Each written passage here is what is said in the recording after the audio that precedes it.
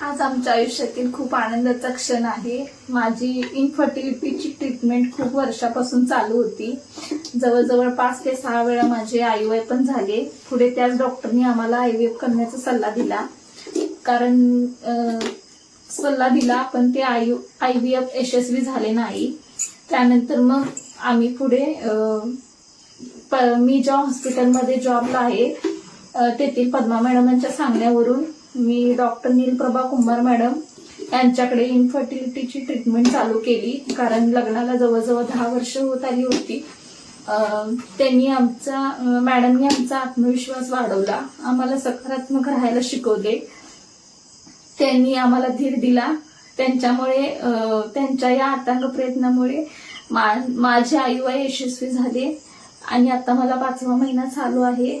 त्यामुळे thank you नीलप्रभा madam. त्यांनी